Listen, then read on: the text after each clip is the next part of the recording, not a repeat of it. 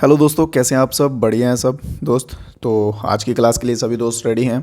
GK GS की आज एक और नई क्लास होने वाली है जिसमें हम कुछ और नए क्वेश्चंस जो हैं वो जीके जीएस के सीखने वाले हैं। ठीक है, तो सभी दोस्त जो हैं वो रेडी हैं आज की क्लास के लिए। जल्दी से बता दीजिए, जीके जीएस आपको पता है कितने क्वेश्चन करते हैं भाई? हम डेली करते हैं हम 20 क्वेश्चन जीके जीएस के। ठीक है, और साइड वाइज बाकी सब्जेक्ट्स के क्लासेस भी आपको मिल रहे हैं। तो करें फिर शुरू बिना ज़्यादा टाइम वेस्ट किए।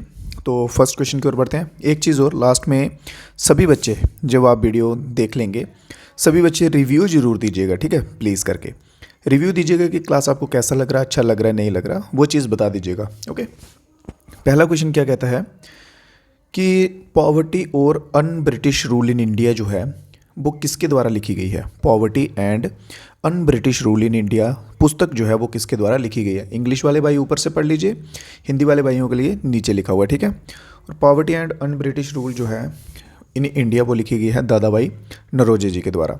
इनको great grand man of India भी कहा जाता है। ठीक है, great grand man, grand old man, sorry great grand old man जो है इन्हें कहा जाता है। ठीक है, इसके सिवा दादा भाई नरोजे जी और क्या चीज़ आती है कि ये फर्स्ट इंडियन थे जो मेंबर बने थे किसके? ब्रिटिश पार्लियामेंट के। ठीक है, ब्रिटिश पार्लियामेंट के फर्स्ट इंडियन मेंबर जो बने थे वो कौन बने थे? दादा भाई नरोजे जी। फिर इसके सिवा ये 3 बार प्रेसिडेंट रह चुके हैं कांग्रेस के। सभी दोस्तों से रिक्वेस्ट है, ठीक है, कि नोट्स जो है वो बनाते जाइएगा ज़रूर। नेक्स्ट क्वेश्चन की ओर चलते हैं। अगला क्वेश्चन कहता है थॉमस कप जो है वो क्या है? ठीक है, थॉमस कप एनुअल इवेंट पे होता है, वाइनल इवेंट पे होता है, क्वार्टरी पे होता है, ठीक है, या फिर ट्रेनियल पे होता है। ठीक है, इनके मतलब क्या है भाइयों? एनुअल का क्या मीनिंग होता है कि हर साल में एक बार। वेनियल का क्या मीनिंग होता है? हर 2 साल में एक बार। ठीक है, और क्वार्टरी का 4 साल में एक बार, और दिस वन इज़ 3 बार, 3 साल में एक बार। ठीक है, और थॉमस कप जो है ये दिया किसके रिलेटेड जाता है? सबसे पहले आप सभी को ये मालूम होना चाहिए ये किस गेम में होता है। तो ये होता है बैडमिंटन में, बैडमिंटन में होता है, और ये हर 2 साल में एक बार जो है इसका मैच होता है। तो ऑप्शन नंबर बी हमारा यहाँ पे बिल्कुल सही आंसर रहेगा। कौन सा option number? Option number B.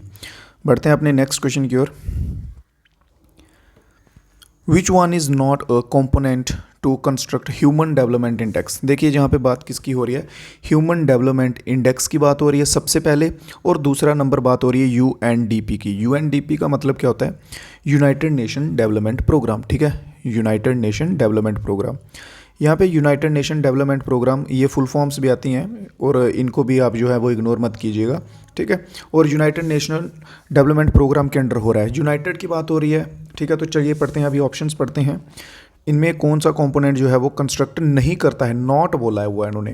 पहला है real GDP per capita in US dollar. तो यूएस डॉलर में होती है क्या? बिल्कुल हो सकती है, क्योंकि यहाँ पे बात किसकी गई है? यूनाइटेड नेशन की बात की गई है, और आपको पता है यूनाइटेड नेशन में कौन सी करेंसी चलती है? वो चलती है डॉलर्स की। दूसरा देख लेते हैं लिटरेसी रेट, साक्षरता दर बिल्कुल मायने रखेगा। तीसरा देख लेते हैं लाइफ एक्सपेक्टेंसी एट वर्थ। ठीक है, ये चीज़ चलिए इसको होल्ड में रखते हैं। ऑप्शन नंबर डी देखते हैं, इन्फेंट मोर्टेलिटी रेट। इसका तो भाई यहाँ पे जो है वो कोई मतलब नहीं बनता है। मोर्टेलिटी रेट क्या होता है कि बर्थ होती है ना जब बच्चे की, तो प्रति 1000 बच्चों में से 1000 बच्चों की मान लीजिए बर्थ हुई है, उसमें से कितने बच्चे जो हैं उनकी जो है मृत्यु हो गई है किसी कारणवश। ठीक है, वो होता है। तो यहाँ पे हमारा ऑप्शन नंबर डी बिल्कुल सही रहेगा। इन्फेंट मॉर्टेलिटी रेट जो है इसका ह्यूमन डेवलपमेंट इंडेक्स से कोई रिश्ता जो है वो नहीं होता है। अच्छा, तो बढ़ते हैं अभी अपने नेक्स्ट क्वेश्चन पे। अगला क्वेश्चन जो है वो हमारा क्या है देखते हैं। अगला क्वेश्चन भाई लॉ ऑफ इनर्शिया पे है। ठीक है, न्यूटन्स के लॉ जो हैं आप सभी बच्चों को मालूम होंगे, क्लास 9th के क्वेश्चन चाहिए। ठीक है, which law is also known as the law of inertia? इनमें से किस लॉ को हम लॉ ऑफ इनर्शिया के नाम से भी कहते हैं? एक तो क्वेश्चन आता है लॉ ऑफ इनर्शिया के नाम से, एक क्वेश्चन आता है लॉ ऑफ एक्सेलरेशन के नाम से, लॉ ऑफ एक्सेलरेशन के नाम से। तो यहाँ पे हमारा आंसर जो है वो जाएगा ऑप्शन नंबर 1 के साथ।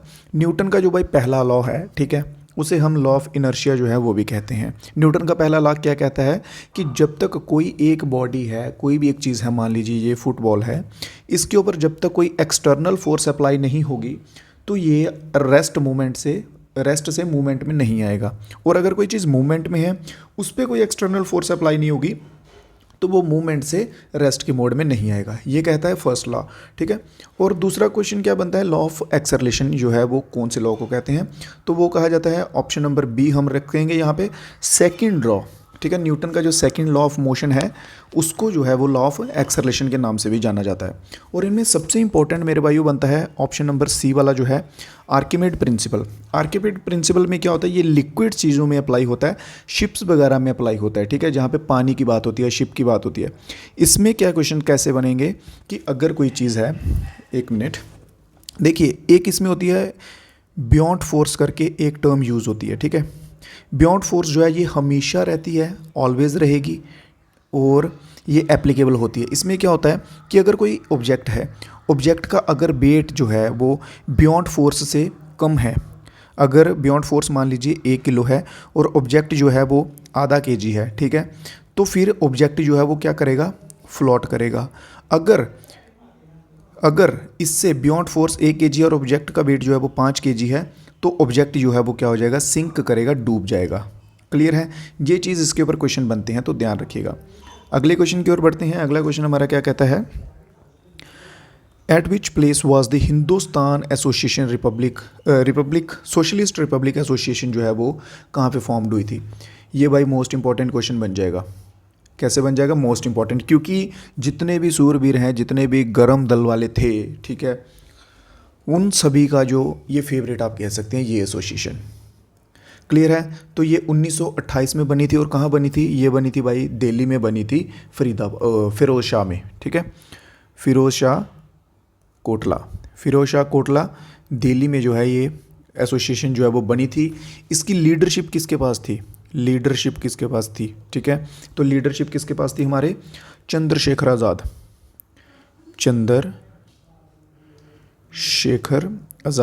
सभी दोस्त साथ साथ में नोट्स जो हैं वो बनाते रहिएगा, मोस्ट इंपॉर्टेंट रहेंगे। फिर एग्ज़ाम के टाइम पे ऐसा नहीं होना चाहिए कि सर ये क्वेश्चन पढ़े थे, हमें याद थे बट भूल गए, ठीक है, वो भूलेंगे इसी वजह से अगर आप रिवीजन नहीं करोगे। नोट्स बनाइए और उनकी कंटिन्यू रिवीजन कीजिए। अगर नोट्स नहीं बनाने हैं तो क्वेश्चंस के स्क्रीनशॉट लेके रखिए, स्क्रीनशॉट से पढ़ते रहिए, ठीक है। और इसके मेंबर्स कौन कौन थे बात कर ली जाए मेंबर्स की, तो भगत सिंह, सुखदेव गुरु, ठीक है, फिर भागवती चरण, फिर बिजॉय कुमार सिन्हा, ये कुछ इंपॉर्टेंट जो हैं इसके मेंबर थे। अगले क्वेश्चन पे बढ़ते हैं। इसका आंसर दिया क्या मैंने, हाँ दिल्ली इसका आंसर है, ठीक है। ऑप्शन नंबर ए जो है दिल्ली में जो है एसोसिएशन जो है ये हुई थी, ठीक है। बढ़ते हैं अपने अगले क्वेश्चन के ऊपर। नेक्स्ट क्वेश्चन क्या कहता है, अमृता देवी बिश्नोई को नेशनल अवार्ड मिला किस लिए, वाइल्ड लाइफ प्रोटेक्शन के लिए, एनर्जी प्रोटेक्शन के लिए, बायोडाइवर्सिटी प्रोटेक्शन के लिए, या फिर इन्वायरमेंट प्रोटेक्शन के लिए। देखिए इस क्वेश्चन को मैं आपको इस नाम से याद करने का एक तरीका बताता हूँ। यहाँ पे बिश्नोई वर्ड यूज़ हुआ है। बिश्नोई लोग जो होते हैं उनके लिए एक मान्यता है कि वो जानवरों से बहुत प्यार करते हैं।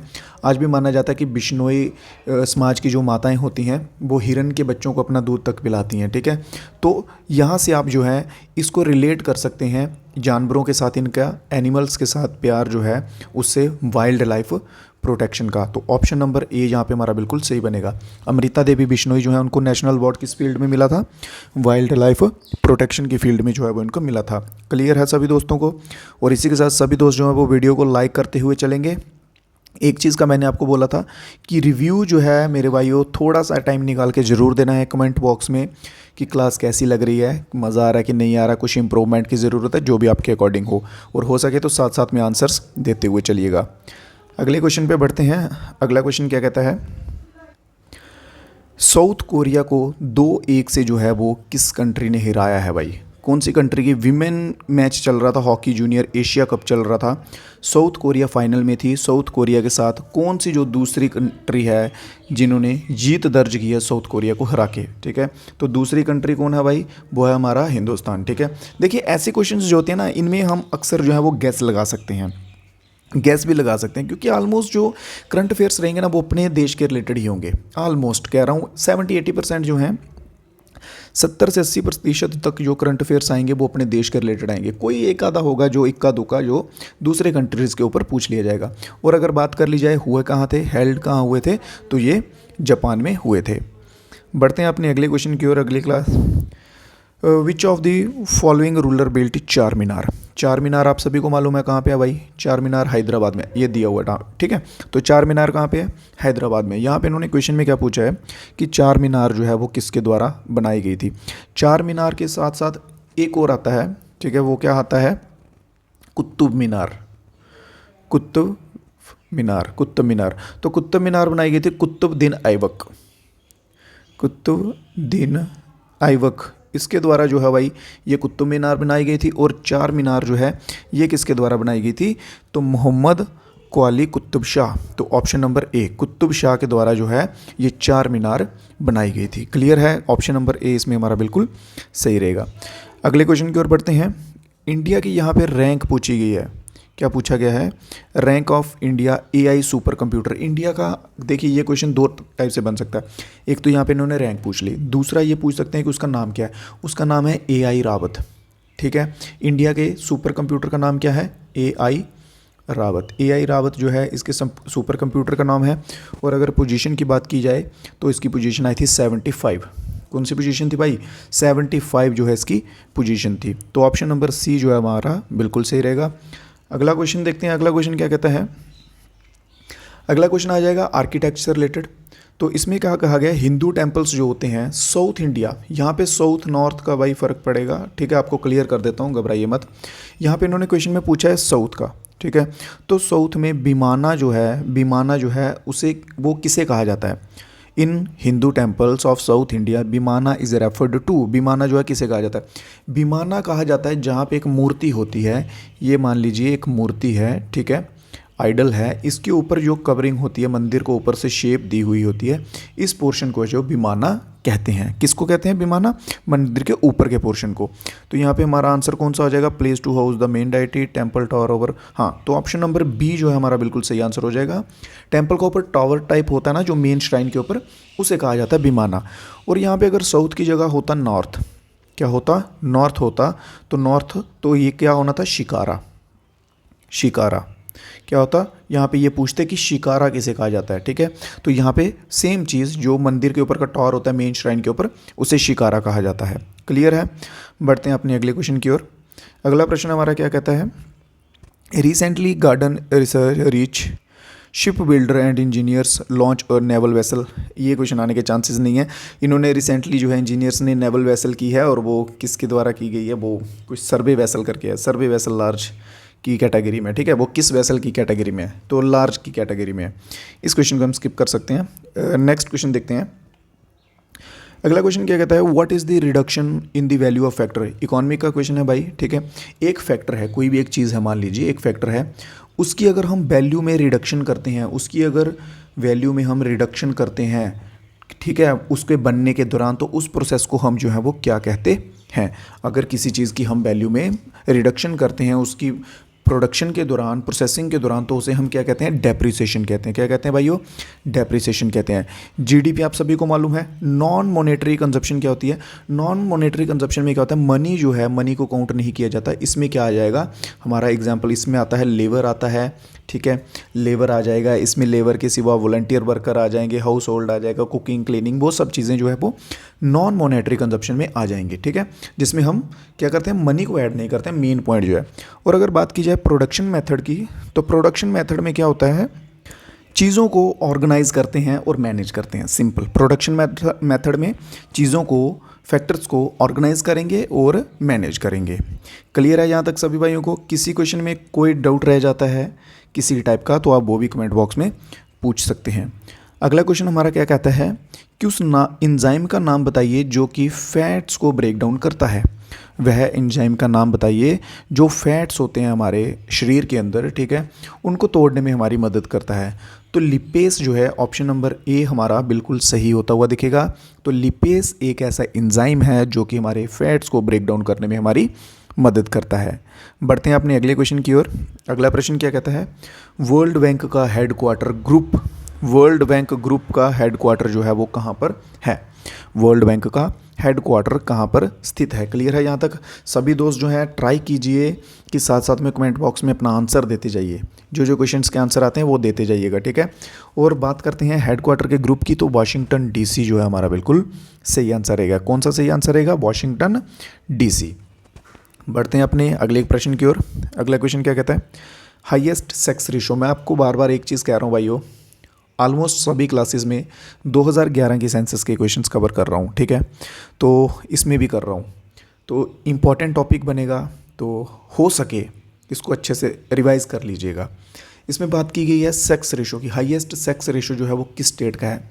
सेक्स रेशो पूछ लें या फिर लिटरेसी रेट पूछ लें, साक्षरता दर, ठीक है, साक्षरता दर पूछ लें या फिर लिंग अनुपात पूछ लें, तो वो केरला ही आएगा स्टेट्स में। कौन सा आएगा? केरला। ऑप्शन नंबर डी हमारा बिल्कुल सही आंसर रहेगा। इसके सिवा बाकी के जो स्टेट्स थे उनके लिटरेसी रेट हाईएस्ट किसका है, लोएस्ट किसका है, वो सब आपको जो है मैं करवा चुका हूँ। अब बार बार एक ही चीज़ को रिपीट करने का कोई फ़ायदा नहीं है।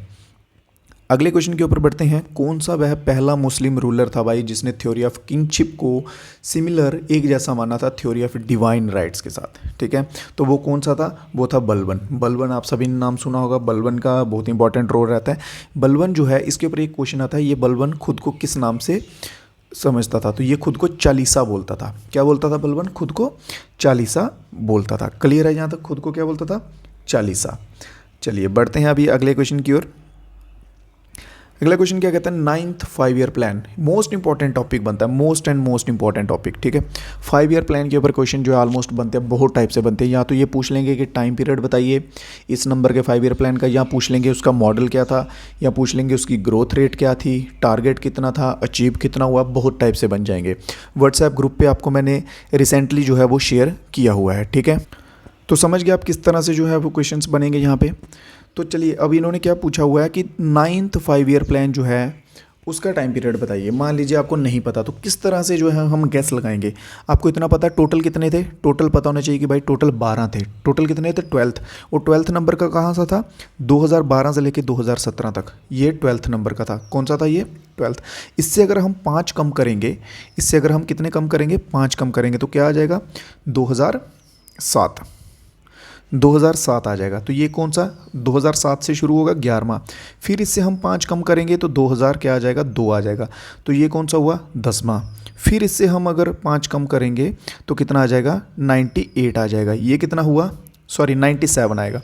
तो ये कितना हुआ? 7th और 9th, ठीक है, ये हो गया 9th। तो इन्होंने पूछा भी यही है भाई 9th वाला, तो 9th शुरू होगा 97 से। तो ऑप्शन में है क्या? बिल्कुल है। ऑप्शन नंबर बी देखिए, 97 से 2002 तक जो है हमारा 9th 5 ईयर प्लान जो है वो स्टार्ट हुआ था, ठीक है। और ऑप्शन नंबर बी इसमें हमारा बिल्कुल सही आंसर रहेगा। बढ़ते हैं अपने नेक्स्ट क्वेश्चन पे। एक चीज़ आपको बता दूँ, व्हाट्सएप ग्रुप ज्वाइन कर लीजिएगा। उस पर अभी मैंने जस्ट शेयर कर दिया है एक फ़ोटो इस इसका। उस पर आपको सभी 9th ईयर 5 प्लान के जो हैं 5 ईयर प्लान के जितने भी टाइम पीरियड हैं, ड्यूरेशन है, वो सभी वहाँ पे शेयर कर दिए। वहाँ से आप जो है वो उनको देख सकते हैं। अगले प्रश्न की ओर बढ़ते हैं। अगला प्रश्न आज का हमारा क्या कहता है भाइयों? In which Olympic game did Karnam Malleswari become first Indian women to win an Olympic medal? Karnam Malleswari जो है, अगर देखिए इसके ऊपर क्वेश्चन कैसे बनता है, यहाँ पे तो उन्होंने पूछ लिया कि कौन से ओलंपिक्स में थे, ठीक है। तो ये थे भाई सिडनी के ओलंपिक्स। सिडनी के ओलंपिक्स सन 2000 में हुए थे, वहाँ पे इन्होंने पहला मेडल जीता था। अक्सर इनके ऊपर क्वेश्चन कैसा बनता है कि भारत की वह पहली महिला का नाम बताइए जिन्होंने ओलंपिक मेडल जीता था। तो यहाँ पे नाम आता है करनाम मलेश्वरी। मलेश्वरी याद रखिएगा, मलेश्वरी से आप जो है इजीली रिकॉग्नाइज कर सकेंगे। तो करनाम मलेश्वरी जो है ये पहली वीमेन थी जिन्होंने मेडल जीता था। और कब जीता था? सन 2000 में जीता था, सिडनी में जीता था। क्लियर है दोस्तों? तो आज की क्लास के जो हमारे क्वेश्चंस थे, आज की क्लास के क्वेश्चंस हमारे हो चुके हैं कवर। 20 में से 20 क्वेश्चन हो चुके हैं। तो सभी दोस्त जो हैं वो अपना रिव्यू जो है एक बार ज़रूर दीजिएगा वीडियो ख़त्म होने से पहले कमेंट बॉक्स में कि आपको क्लास कैसा लग रहा है, अच्छा लग रहा है, समझ आ रहा है कि नहीं आ रहा है। जो भी आपके अकॉर्डिंग रिव्यू हो वो ज़रूर दीजिएगा। और बाकी वीडियो को शेयर वगैरह करते रहिए अपने दोस्तों के साथ, लाइक वगैरह कर दीजिएगा। और बाकी मिलेंगे हम कल फिर से नई क्लास में नए प्रश्नों के साथ, नए क्वेश्चंस के साथ। अगर आपका कोई सजेशन हो या ऑन डिमांड आपको कुछ क्वेश्चंस चाहिए अलग टॉपिक्स पे, अगर आपको लगता है कोई टॉपिक हमारा जीके जीएस में कमज़ोर है तो सर हमें इस टॉपिक पे स्पेशल क्वेश्चन चाहिए, तो आप बता सकते हैं बेझिझक। तो हम ट्राई करेंगे नेक्स्ट क्लास में आपके वो टॉपिक के क्वेश्चन जो है वो कवर कर देंगे। क्लियर है? तो चलिए दीजिए इजाज़त मेरे भाइयों, मिलेंगे कल फिर से नई क्लास में। तब तक के लिए जय हिंद, जय भारत।